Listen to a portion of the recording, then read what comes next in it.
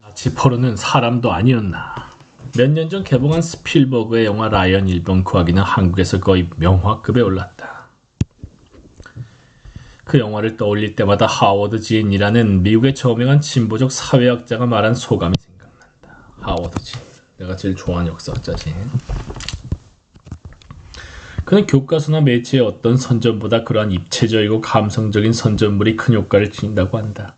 제2차 세계대전 때 미국 병사에 대한 인간적인 공감을 유발함으로써 미국 참전의 정당성을 좀 더 공고하게 만들 수 있다는 말이다.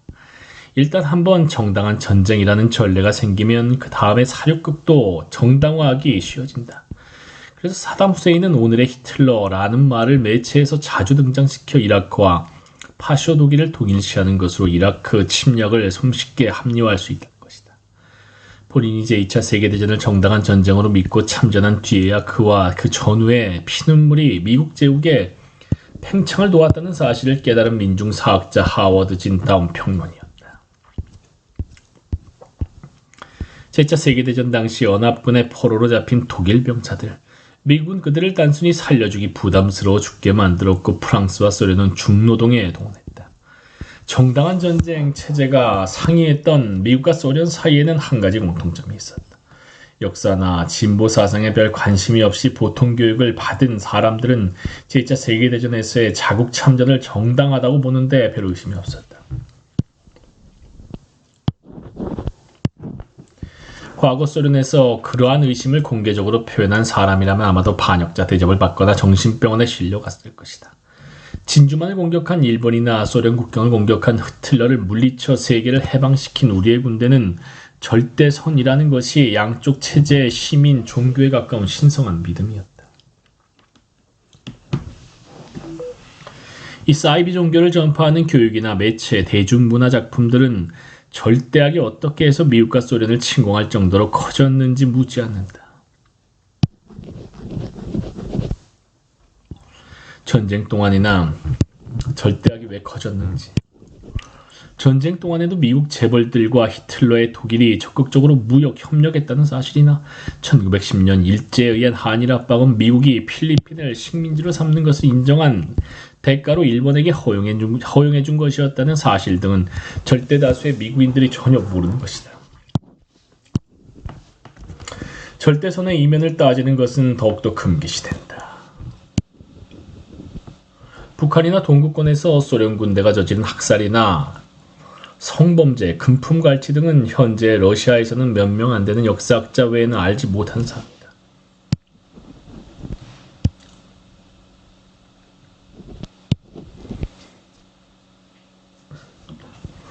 그 본질로서 4개의 신흥 산업국가인 독일, 일본과 미국, 소련의 패권 싸움, 비록 독일과 일본이 분명히 침략의 선수를 쳤지만 패권 싸움에 불과한 사륙국의 일방적인 미화에는 패배한 쪽이 감행한 온갖 반인륜적 범죄들이 가장 많이 공헌한다. 그러나 전쟁의 정당성을 그토록 믿고 의심치 않는 미국과 소련이 과연 범인을 징벌했을 뿐인가? 패배한 쪽의 범죄에 비해서 승리한 쪽의 범죄가 상대적으로 덜 알려졌을 뿐이지 자신만만한 승자의 손도 결코 깨끗하지 못하다. 수백만 명의 노동을 아주 효율적으로 착취한 끝에 그들을 대량 사륙한 히틀러의 죽음 공장. 제2차 세계대전 시절의 수용소들은 이미 근대에 내재된 폭력성의 상징이 된 지 오래다. 치밀하게 계획된 히틀러의 수용소에 비하면 전쟁 막바지에 승승장구하던 미군이 1945년 초 라인강 근처에 조급하게 세운 임시간이 수용소들은 말 그대로 전근대적이었다. 독일군과 달리 수인의 장기적 노동 착취에 무관심했던 미군은 도주방지원 철책만 세웠을 뿐 아무런 시설도 건설하지 않았다. 포로 착취를 하지 않은 듯한 미군의 조치를 꼼꼼히 들여다보면 철책뒤에 가둬놓은 약 92만 명의 포로들 중에 사망자들이 되도록 많이 나와 식량이 절약되는 것을 바랬다는 결론밖에 내릴 수 없다. 화장실을 만드는 것도 허락하지 않아 철책뒤의 비좁은 공간은 똥오줌의 바다이자 유행병의 온실로 변하게 되었다. 병에 걸려 죽어가는 독일 포로들에게 미군 쪽이 아무런 의료 서비스도 제공하지 않았던 것은 물론이다. 과밀, 한 대에서의 밤추위, 유행병과 하루 1200, 1500칼로리의 저열량 음식으로 몇 개월 사이 적어도 5만 명의 독일 포로들이 비참하게 죽었다. 일부 학자는 사망자 수가 훨씬 더 많았다고 주장하기도 한다. 그들 중 대다수가 10대 후반의 새내기 징집 대상자였다는 것은 잘 알려진 사실이다. 어린 그들을 죽게 만든 미군이야말로 진정한 전범들이었다. 그러나 고대 라틴 속담대로 승자는 심판을 받을 일이 없다는 것이다. 승자인 미소 주도의 전범재판소는 승자들의 문제를 원칙적으로 다루지 않았다.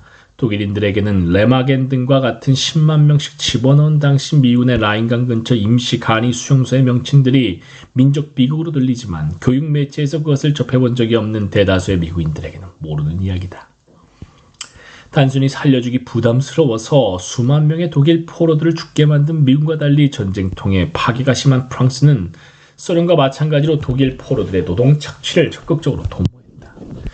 1945년에서 48년에 수십만 명의 독일 포로들에게 장시간 무보수의 인간 힘의 이상의 노동을 강요한 프랑스는 그들에게 비인간적인 생활 여건을 제공했다.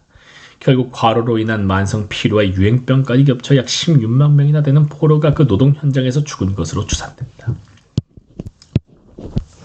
그 이유 중 하나로 프랑스 당국이 의도적으로 일반 포로들에게 식량을 비현실적으로 적게 공급했던 것을 꼽기도 한다. 일각에선 일반 포로를 굶기면서 그들이 프랑스의 유명한 웨인 부대에 지원 입대하는 것을 유인했다고 주장하기도 했다. 바로 그때 프랑스는 현대사의 대표적인 더러운 전쟁인 베트남 독립운동 세력과 전쟁 초기였으며 웨인 부대는 파월병의 골감 부대 중 하나였다.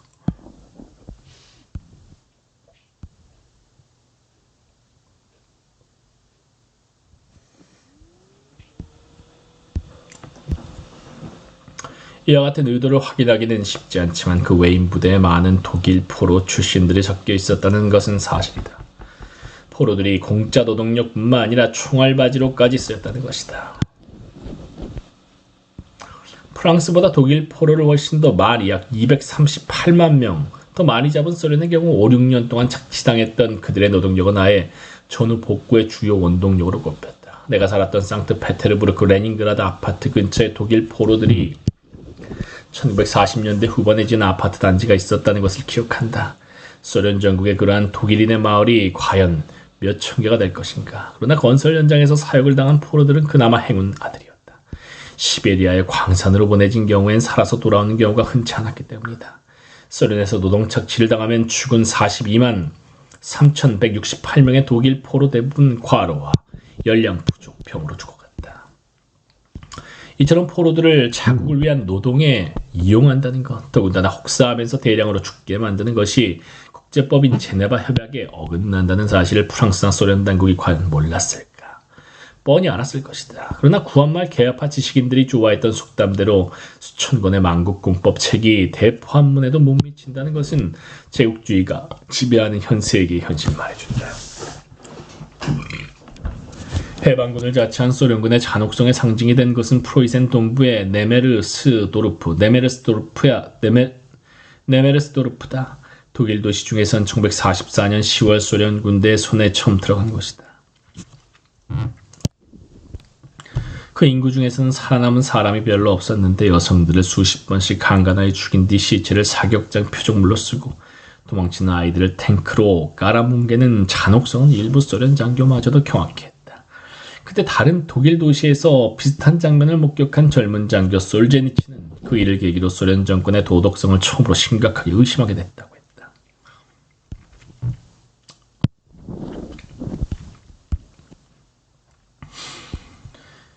그 뒤 사상범으로 투옥됐다가 추록 뒤 수용소 군도 등의 작품으로 스탈린주의의 실상을 폭로한 솔제니친의 반정권 투쟁의 여정은 그렇게 시작됐다. 인간 생명을 홍모로밖에 여기지 않는 제국주의 국가들이 세계를 나누어 먹는 시대에 근대 국가에 의한 어떤 사육도 정당한 전쟁으로 볼 수 없다. 상대 국가가 반인륜적 범죄를 저질렀다는 것을 자국의 프로파간다가 이용한다 해도 억압체제를 위주로 하는 근대 국가 중에 인륜을 존중하는 나라가 원칙적으로 존재할 수 없다는 것은 자명하다.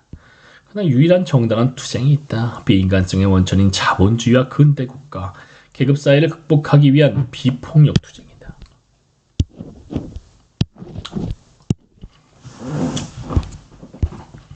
제국의 컴백, 폭격의 컴백. 미제 주도의 이라크 침략이 이라크 국민의 초당파적 저항에 부딪혀 파국으로 치닫고 있는 2003년 말 시점에서 침략이 준비되어 가던 1년 전의 상황을 다시 한번 회상해보는 게 유익할 것이다. 냉전이 한참이었던 50년대 초 식으로 이야기하자면 침략자들의 심리전이 어떻게 구성되었는지, 침략자들이 이라크의 역사와 문화와 현실을 그들의 입맛에 알맞게 어떻게 요리했는지, 그 심리전이 실전을 어떻게 도왔는지 알 수 있기 때문이다. 군사적인 준비와 동시에 선전 차원의 치밀한 공작이 그때 빠지지 않았다. 영국 정부가 시의적절하게 발표한 이라크 인권 보고서에 화학무기에 의한 쿠르드족 학살과 고문실 이야기는 보수 신문의 일상적인 기사거리가 되었지만, 화학무기의 재료를 제공하고 고문과 학살을 은폐해준 것이 1980년대 후세인 정권의 후견자 노릇을 맡은 미국과 주요 서방 국가였다는 사실은 당연히 언급하지 않았다. 다가오는 침략을 두고 서방의 주요 방송 언론사들은 대부분 침략 침공은 물론 이라크와의 전쟁이라는 표현마저 쓰지 않으려 했다. 수십만 명의 이라크 주민을 희생시킬 대형 국가 범죄는 대개 사담 후세인의 무장해제 내지 사담 정권의 교체를 위한 작전으로 불리기 일쑤였다. 그럼으로써 일석이조의 효과를 누리는 것이었다. 첫째, 시민들의 세금으로 만든 침략권의 무기가 사담 후세인과 전혀 무관한 상당수는 후세인을 매우 부정적으로 보는 이라크 주민을 학살하게 되는 사실에 대한 납세자 본인의 의식을 마비시키는 것이고, 둘째, 미국보다 몇 배로 긴 역사를 가진 이라크를 후세인의 무자비한 독재와 동일시하게 만들므로써 야만적이며 후진적인 이라크의 이미지를 조작하는 것이었다. 고문실과 화학무기의 나라라면 당연히 우리 같은 선진국들이 침공을 통해서라도 정상적인 생활로 이끌어 주어야 한다는 생각을 적극적으로 유도하는 것이 서방 우파 언론의 언어전쟁 전략인 듯했다. 윈스턴 처칠, 쿠르드족과 같은 야만인들을 폭격할 때 반드시 화학가스를 사용해 그들을 완전히 무력화시켜야 한다는 말을 남겼다. 윈스턴 처칠, 미친 새끼. 그러나 과연 이라크는 그들이 문명화시키지 않으면 안 될 구제불능의 후진국이었는가? 이른바 후세인 제거 작전이 정말 그들의 말대로 이라크를 좀 더 나은 것으로 만들 수 있는 것이었는가? 이라크 근현대사를 유심히 들여다보면 대답은 오히려 정반대다. 영국의 식민주의야말로 주체적인 근대화의 길을 가던 이라크 사회를 후진케 한 주범이었다. 그리고 영국과 미국의 식민주의, 신식민주의가 이라크에 남긴 유산은 독재와 무자비한 학살, 공포정치의 삐뚤어진 전통이다. 유럽인들은 영국에 의한 이라크 지역의 점령 1917년 이전에 이 지역을 통치한 터키 오스만 제국을 폭정과 압제의 상징으로 여겨왔다. 이 같은 부정적인 의식은 이슬람 문화권을 타자화하는 유럽인들의 보편적인 오리엔탈리즘, 멸시적인 고정관념과 17세기만 해도 오스트리아의 수도 빈을 포위하는 등 비서구권 국가로서 거의 유일하게 서구를 위협할 수 있는 터키 제국의 과거 승리에 대한 하나의 복수력을 반영한다. 그러나 터키 치하의 이라크는 과연 폭정에 시달리는 나라였는가? 역사를 꼼꼼히 들여다보면 오히려 정반대 결론이 나온다. 가혹한 세금 징수와 지주 본위의 토지정책, 토착 산업 말살 등의 악정으로 19세기 식민지 인도에서 몇 차례에 걸쳐 대량 기아 사태를 낳고 수천만 명의 인도인을 굶겨 죽인 영국이야말로 진정한 폭정을 자행했다. 하지만 같은 시기에 터키 치하 이라크는 여러 면에서 지속적으로 발전했다. 원주민들을 인종주의적으로 차별한 영국 통치자와 달리 아랍인은 상인, 성직자 대표들과 끊임없이 상의해 정책을 조절했던 이라크에서의 터키 지방간들은 민주적으로 보일 정도였다. 대한제국 시기에 광무개혁과 견줄만한 1860년, 70년대 터키 제국 정권의 자강, 근대화 정책에 따라 현대적 병원, 은행, 수도, 학교, 전신을 갖게 된 이라크 수도 바그다드는 유럽의 도시와 나란히 어깨를 견줄 만한 문화, 상업의 중심지로 떠올랐다. 현재 이스라엘의 프로파간다는 아랍인들을 태생적 반유대주의자로 묘사하지만 실제로는 추호에 박혀도 받은 일이 없었던 19세기 말 이라크 유대인 상인들은 이 지역 경제 엘리트의 유기적 일부분이었다. 영국이 노예한 인도보다 합리적인 통치체제와 역동적인 경제 문화를 가진 이라크에 대해 영국이 관심을 보인 것은 물론 영국의 관변선전처럼 아랍인들을 터키의 폭정에서 해방시키기 위해서가 아니라 1901년부터 개발되기 시작한 유전 등의 자원을 약탈하려는 것이 100년 전 영국, 오늘의 미국, 영국과 마찬가지로 영국의 유일한 의도였다. 1917년에 해방군을 자칭한 영국군이 제1차 세계대전 시기 적대국인 터키를 패배시켜 이라크에 진입했을 때 이라크 지도자들에게 독립과 민족국가 수립을 약속했다. 그러나 그들의 약속을 성실히 이행할 의사가 없다는 것은 곧 드러났다. 1919년에 파리 강화 조약에서 제국주의 열강 간에 세계의 새로운 나눠먹기를 하고 이라크 지역은 물론 그 주민의 의향과 무관하게 전순국 영국의 위탁 통치 아래 들어가게 됐다. 말은 위탁 통치였지만 실제로는 인도의 식민지 관료들이 이라크의 옮기와 같은 수준의 폭정을 펴게 된 것이었다.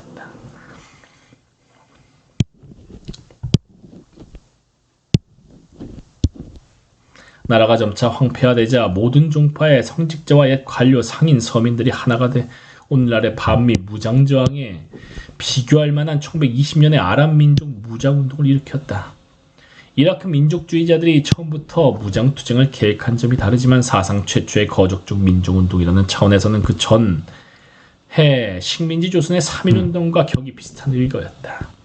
그러나 1920년의 혁명에 대한 영국의 대응도 일제와 별반 다르지 않았다. 한국 학생들이 학교의 국사 시간에 배우는 3.1운동 진압 때 일제의 야만성과 가혹성을 영국인들이 능가할 정도였다. 몇 개월 사이에 1만 명 이상의 아랍인들을 학살한 그들은 폭도의 투지를 꺾기 위해 그들의 식민지 통치 사상 최초로 대량 폭격을 사용하기 시작했다.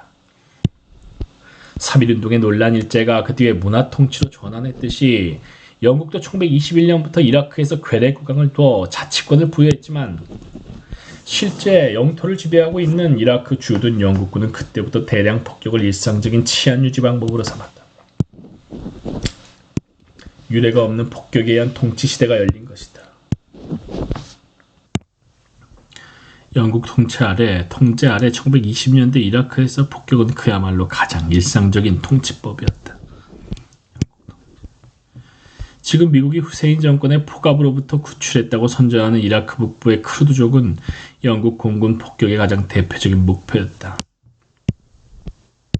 이유는 간단했다. 크루드족 지역의 유전을 이미 확보한 영국이 크루드족의 자치 독립 요구를 듣고 싶지 않았고 독립의 의지를 무조건 꺾으려고 했기 때문이다. 제1차 세계대전 때 대터키 전쟁에서 크루드족의 지원을 얻기 위해 영국군이 그들에게 독립에 대한 신사 약속을 했다는 것을 신사의 나라는 아랑곳하지 않았다. 1920년대 크루드족과 같은 야만인들을 폭격할 때 반드시 화학가스를 사용해 그들을 완전히 무력화시켜야 한다는 명언을 남긴 사람은 그 당시 영국의 식민성 장관인 윈스턴 처칠이었다.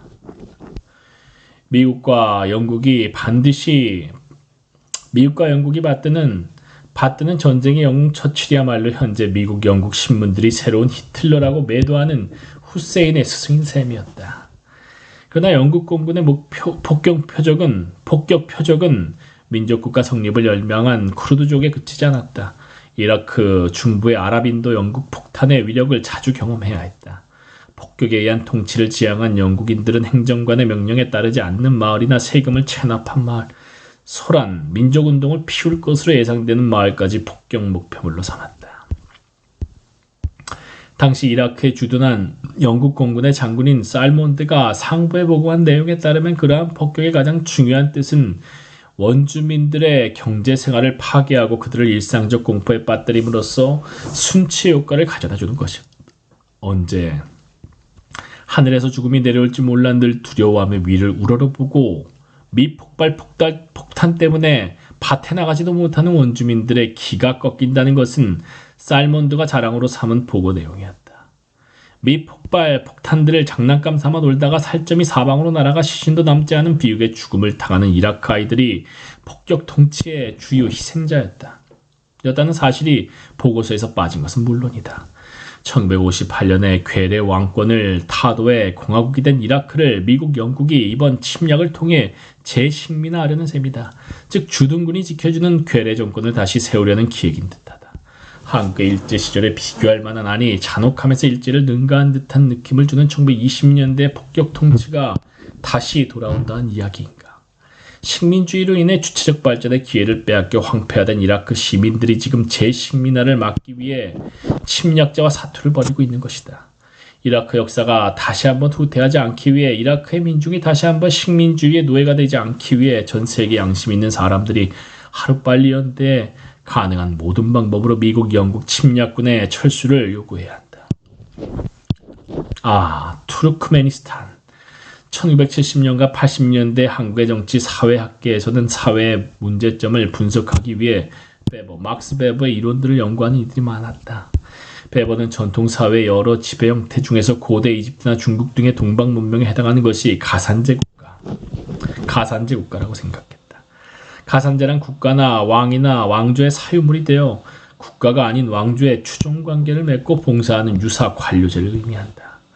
1980년대 한국의 일부 사회 정착자들은 조선 왕조를 하나의 가산제 국가 내지 아시아적 전제 국가로 해석하면서 전제주의를 방불케 하는 유신체제나 전두환 체제를 간접적으로 비판했다.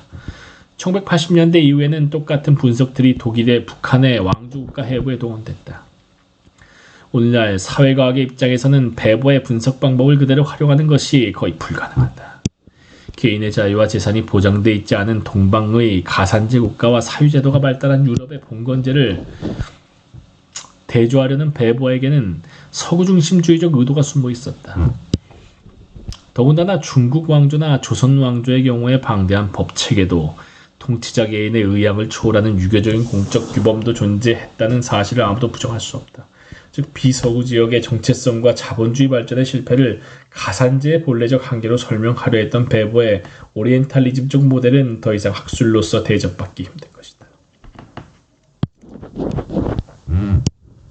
자본주의 발전의 실패.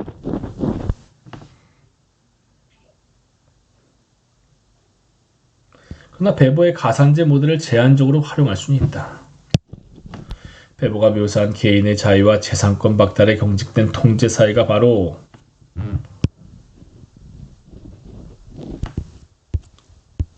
서구 제국주의에 의해서 식민화된 세계체제의 주변부에서 실제로 만들어지기 때문이다. 예컨대 네덜란드의 무력에 의해서 식민화 주변화된 인도네시아 농민들에게는 1870년까지 재배물에 선택권마저 없었다. 게다가 국가 지경의 차 농장에서 해마다 일정 기간 동안 무료로 노동봉사 부역을 치러야 했으며 촌장이 발행하는 여행 증서 없이는 이웃마을에 갈 권리마저 없었다. 베버는 자유로운 서구와 노예적인 동방의 가산제 국가를 내조하지만 실제로는 바로 그 자유로운 국가가 세계체제의 주변부에서 가산제 국가라는 인권부재의 통제사회들을 양산한 것이다. 베버가 이야기했던 가산제 국가와 19세기 네덜란드 식민 통치하 인도네시아의 유일한 차이는 특정 왕조가 아니고 네덜란드 국가와 네덜란드 무역회사가 인도네시아를 개인 재산처럼 소유했다는 것이다. 식민주의자들이 그들에 의해 주변화된 지역에서 개인의 재산권과 인신자유를 부정하는 사례는 철도 건설에 조선 농민들을 강제로 동원하고 철도 부설 지역에 있는 농지를 무보상으로 몰수했던 일제 행각에서 쉽게 찾을 수 있다. 왜 가산제 국가에 대한 이야기를 여기에 장황하게 늘어놓는가?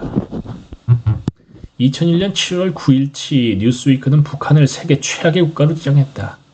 국가가 의료나 교육 서비스라도 제공해주는 북한이 그런 제공조차 전무한 콩고 같은 나라보다도 더 나쁜 이유는 무엇일까?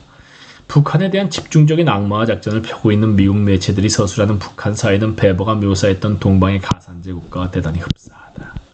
그들의 북한 관련 묘사법을 보면 베버식의 19세기 유럽 오리엔탈리즘을 그대로 모방한 듯하다. 물론 북한 사회가 일제 소련의 통치수를 계승한 만큼 높은 수위의 억압사회를 유지하는 것은 사실이다. 또한 북한의 통치자는 근대적 개인 인권의식이 마비하고 일제 소련식 국가주의의 기념틀을 벗어나지 못하고 있다. 그러나 세계 체제와 거리를 유지할 만큼 봉쇄당한 북한은 국가의 공적 기능 활성화를 통해서 국민적 통합을 최대화하려고 나름대로 노력해왔다. 또한 1990년대 동군 몰락 이전 북한 의료나 교육은 아시아에서 상당 수준에 올라 있었다.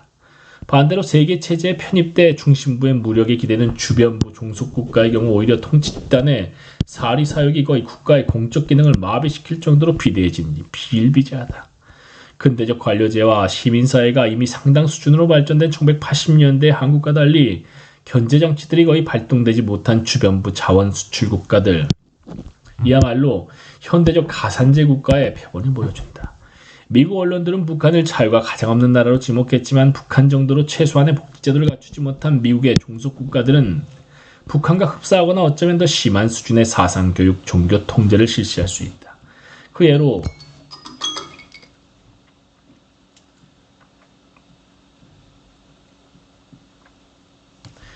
그대로 소련의 몰락 이후 독립을 맞이한 중앙아시아의 투르크메니스탄을 보자. 인구 480만 명의 투르크메니스탄은 세계 4위의 천연가스 매장량을 지닌 에너지의 새로운 메카다. 미국도 앞으로 투르크메니스탄의 가스 개발에 적극적으로 참여하려고 하는데 현재 투르크메니스탄의 가스를 구매하는 주 고객들은 우크라이나와 이란, 앞으로 25년 동안 5천억 달러어치의 가스를 사려고 하는 러시아다. 투르크메니스탄처럼 비교적 적은 인구와 거의 무제한적인 가스 자원을 갖고 있다면 현지 사정을 잘 모르는 외국인은 현지 주민들의 안정된 생활을 영위하는 중산층으로 상상할 만도 하다. 그러나 현실은 그 반대다. 수도 아슈하바트에는 웅장한 건축물들이 즐비하지만 투르크메니스탄의 대다수 피지배민들은 10에서 30달러 정도의 평균 월급을 받고 겨우 생계를 유지한다. 가스의 수출 증가로 국내 총생산 수치 성장률이 최근 연내 15, 16% 정도를 유지하는데도 젊은 층의 실업률은 실제로 40%에 이른다. 에너지 천국에서 가난과 실업의 이유는 과연 무엇일까? 대답은 간단하다. 가스 등의 수출로 벌어들인 돈의 상당 부분이 국고 대신에 그 국고를 능가할 정도로 큰 최고 통치자와 그 측근들의 해외 계좌로 들어갔기 때문이다. 국내 외환 보유고보다 몇 배나 많은 약 500억 달러로 추정되는 자원 수출 대금을 극소수의 통치 집단이 해외로 은닉하였다는 것은 망명 중인 전직 투르크메니스탄 외무부 장관의 주장이다. 외환 보유고가 18억 달러에 불과한 나라에서는 이는 말 그대로 천문학적인 숫자다. 북한은 어려운 상황에 처해도 국민들에게 기본 서비스를 제공하려고 나름대로 노력하고 있지만 수치상 계속 부유해지는 투르크메니스탄 통치 집단은 오히려 구소련 시절부터 있었던 사회 서비스를 계속 삭감하고 있다. 예컨대 5년이었던 대학 교육 기한이 돌연 2년으로 단축됐다. 2년만 공부하고 그 뒤에 2년 동안 현장 실습만 한 외과 의사에게 웬만큼 상식이 있는 환자가 몸을 맡길 수 있겠는가? 그러나 치료를 받으러 외국에 나가려면 하늘의 별 따기만큼 힘든 특별 출국 비자를 신청해야 하는 투르크메니스탄 주민들에겐 선택의 여지가 없다. 투르크메니스탄은 형식상 공화국으로 되어 있지만 최고 통치자인 사파르 무라트 니아조프, 공식 명칭은 투르크멘바시, 즉 모든 투르크메니스탄 사람의 아버지라는 구소련의 공산관료가 종신제 대통령으로 되어 있다.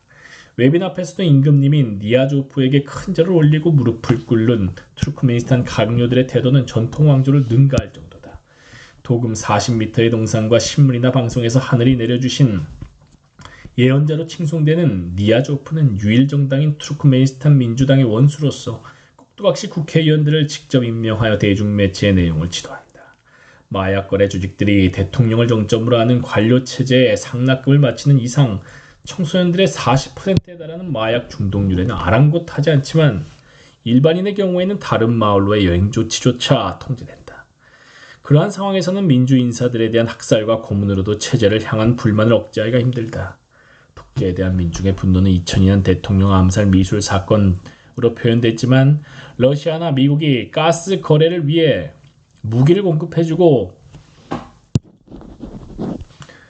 독일은행이 니아조프의 자금을 계속 은닉해주는 한 니아조프의 왕국은 쉽게 무너지지 않을 것이다. 투르크메니스탄과 같은 주변부의 기형적인 가산제 국가들이 엄연히 존재하는데도 미국 언론들이 주로 북한과 같은 반미 성향의 국가를 인권 비판의 표적으로 삼는 유일한 이유는 대북 침략에 대한 명분을 만들기 위해서이다. 미국의 이런 여론몰이에 열심히 들러리 노릇을 하고 있는 국내 극우 매체들이 과연 이 사실을 과연 이해하고 있을까? 오늘날 그들의 친미 부역 행위가 미래 후손들에게 어떻게 평가될지 심사숙고하기 바란다. 야, 진짜 글 잘 써. 천재야 천재. 166조.